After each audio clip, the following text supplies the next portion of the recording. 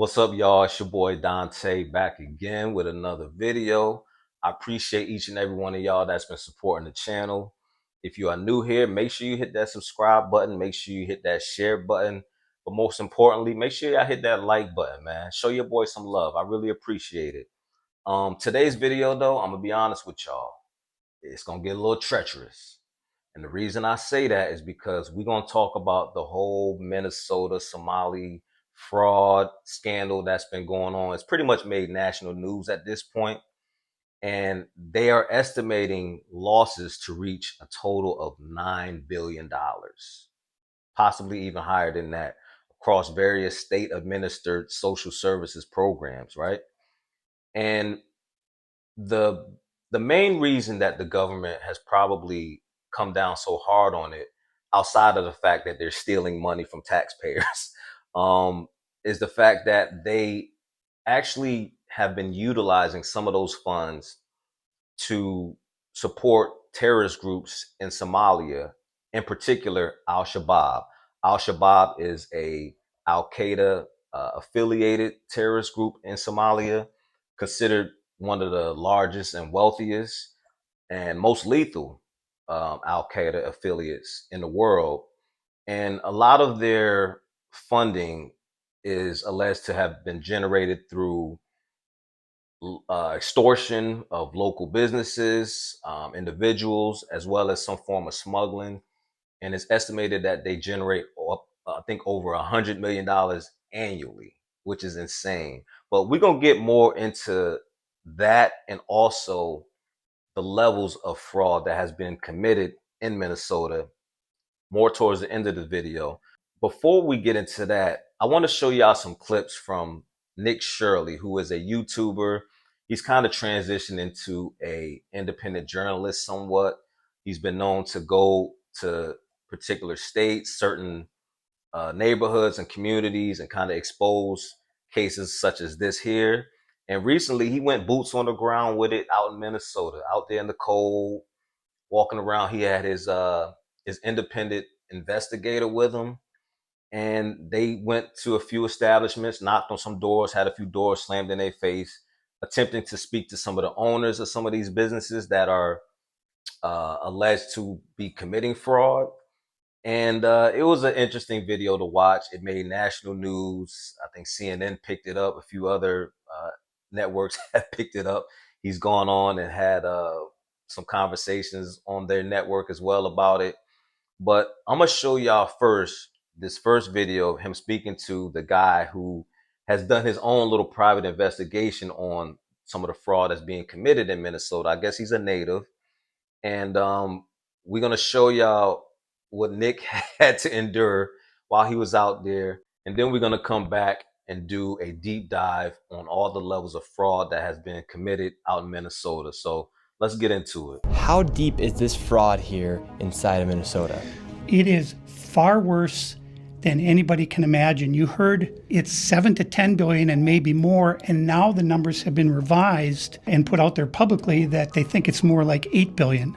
How I got involved is that where my office is here in Minneapolis, I'm sort of in the heart of all of this fraud, and I would see these childcare centers. I said, well, there aren't any kids there. It's the middle of the day, and all I see are a couple of guys standing out front smoking. And then I'd go by another daycare and I'd see the same thing. I said, well, where do these kids play? And so I started to go online and look, and I said, this place is licensed for 80 children.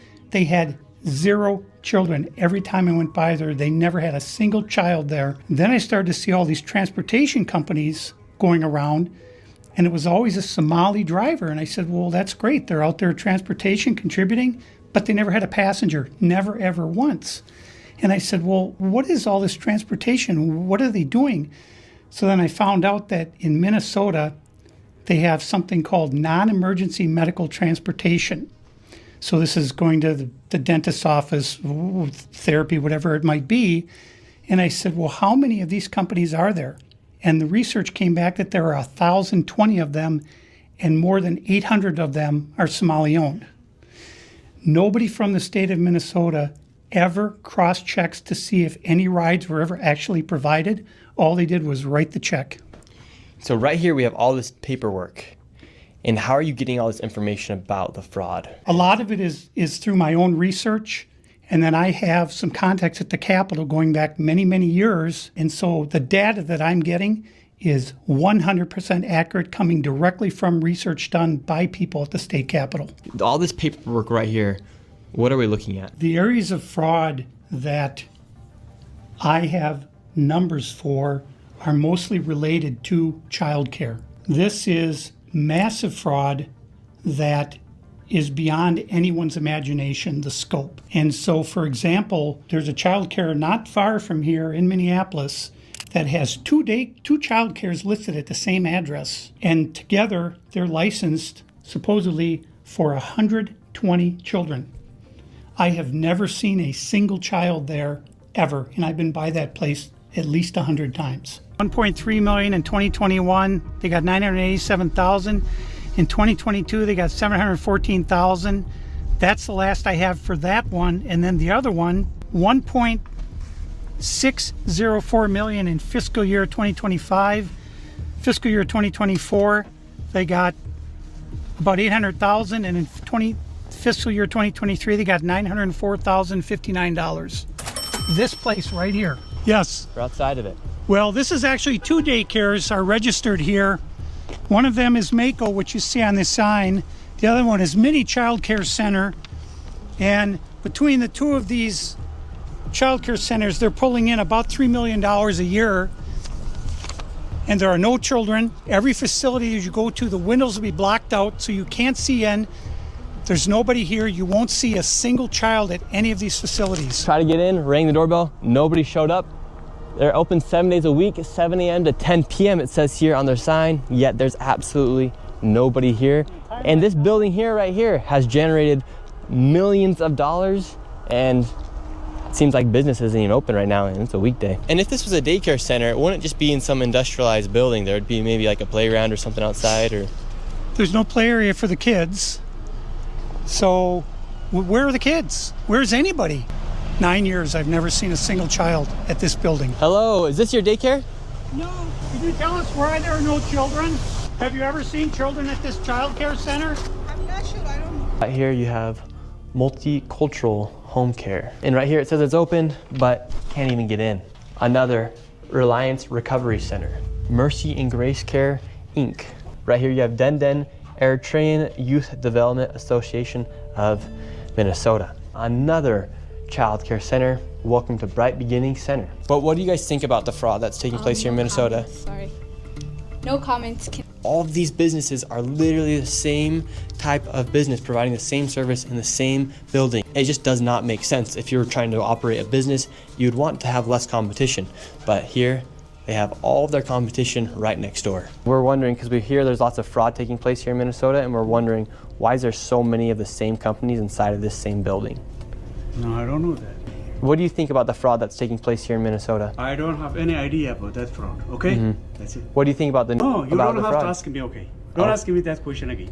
Okay. Okay? When these people have these home healthcare companies, you're seeing them everywhere inside this building. What kind of fraud are they committing?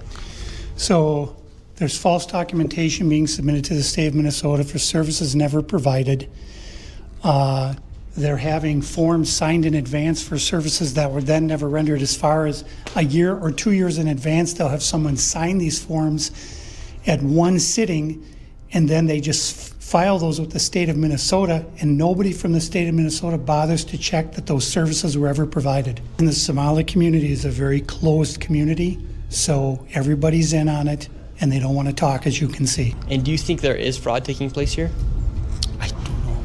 Yeah. Do you have any idea what any of these businesses are doing? I never ask. Hi. Why are you recording? Yes. We would like to know. Well, it says we're trying to figure out 102 children. Is that for this facility? What is the name? Why is it? It's from the state of Minnesota website. It says you have 102 children here in your child care. Which child care name is a lot of Minnesota Child Care right here. It's from the state of Minnesota's website. We're just wondering where the children are. Where the children are? Yeah, where are the children? It says you have 102 children here, Okay. and you got $2.66 million this year in funding. and 2.5 million last year. We're just wondering where the kids are. And who are you? My name's Nick Shirley. Nick Shirley. And where are you?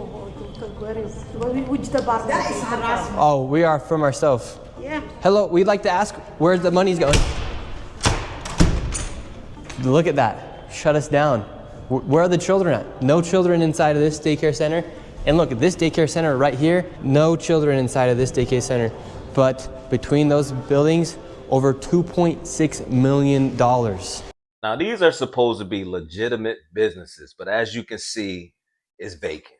Like, you can hear crickets when you go inside some of those buildings. These are supposed to be daycare centers where you should hear some children playing. You should see some children playing. Like, there's no sign of children at all in any of these places. And this is like during the daytime. This isn't late at night where, of course, kids aren't going to be there. No, this is during the day, daytime hours. And he even went as far as to act as if he wanted to enroll his own son into a few of these places to see if there was some sort of documentation that they would provide that he has to fill out or something like that. And this is how it went. Here at Future Leaders Early Learning Center, this building received over $3 million. Hello, how are you? I would like to see if I could bring little Joey, my son little Joey here. Is there paperwork or can I check out the daycare? No? Why can't I check out the daycare? Okay, but if I can't get paperwork or anything to submit my son little Joey to come in here to daycare? We'd really like to put Joey in this daycare. We've heard great things. Business card? No, I would like your business card actually. We'll talk to you later. Okay, can I speak with somebody? Where are the children at? Are there children here today? No. No children. Yeah. Why are there no children? Yeah, two of next time. Would my son little Joey have friends to play with here? No. No. No friends for little Joey. Yes. Sorry. Dang it. Well, have a great rest of your day. Thank you. So, little Joey would not be accepted to that daycare. Joey's still homeless. Joey's still looking for daycare. And because little Joey couldn't get into a daycare, we went to an autism center, as they have been popping up everywhere as a rise of autism has occurred here in Minnesota because of the government funds that they are receiving. I tried to check my son Joey into an autism center. We've been going to a lot of these daycare centers. We're trying to find a spot for our little boy Joey, but we thought maybe we could check him in the autism center because none of the daycare centers are open. Yeah, and how many kids do you guys have at this autism center?